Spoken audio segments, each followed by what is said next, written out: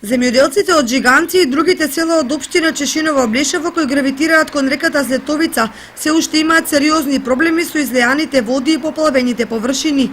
Долготрајните врнежи им ја пролонгира агротехничката обработка на земјоделското земјиште, што значи задоцната сеидба и ризична производствена реколта. На барање на земјоделците од населените места покрај Злетовица денеска натеран излегува Сонја Лепиткова и градоначалникот Костадин Личков, кој на лице место се уверија какви се последиците од поплавите и кои мерки треба да се презема за санирање на состојбите. И јас морам да истакнам дека навистина тоа што го направивме после Нова година како влада и како министерство да обезбедиме голема количина на нафта распоредена на општините за да можат одредени критични подрачја да ги санираат, се гледа дека во овие вакви услови на обилни дождови Македонија, односно општините се справија со проблемот и покрај мали одредени појави на изливање на речните корита, меѓутоа евидентно е дека тоа не зазема тек како во други години, кога состојбите од помали дождови беа покритични. Тоа мене ме радува и ние тука не застануваме.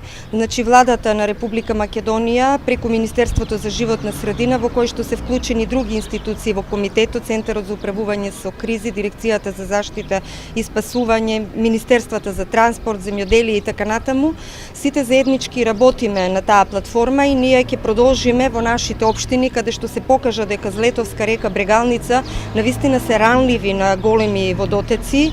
Од самото поднебје, местоположба, надморска висина, поројни речни корита или кои што доаѓаат кон самата река во услови на обилни дождови, тоа го предизвикуваат. Ние денеска ги видовме критичните места, натаму навистина интензивно се работи со механизација и во оваа недела дотур на нафта ќе имаме од стокови резерви дополнително, за да може работата додека траат временските услови да се интензивира. Јас ќе побарам од градоначалникот да не работат по работни часови дневно, туку да го искористат секој ден за да се заврши што повеќе од работата, да се напредне, во смисол да не, ако не има дождови за викендот, со тоа да може да се справиме.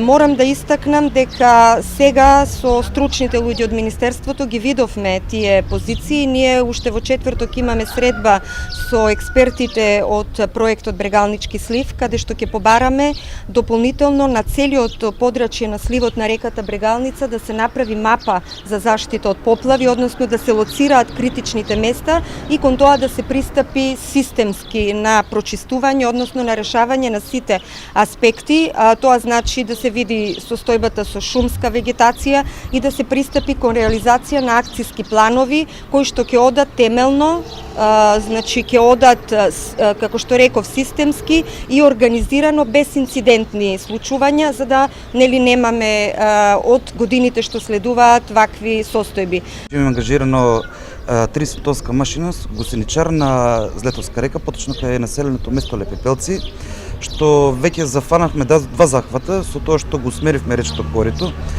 доколку што дозволува самата вода. Од тука понатаму продолжуваме тековно по Злетовска река да го санираме и тоа.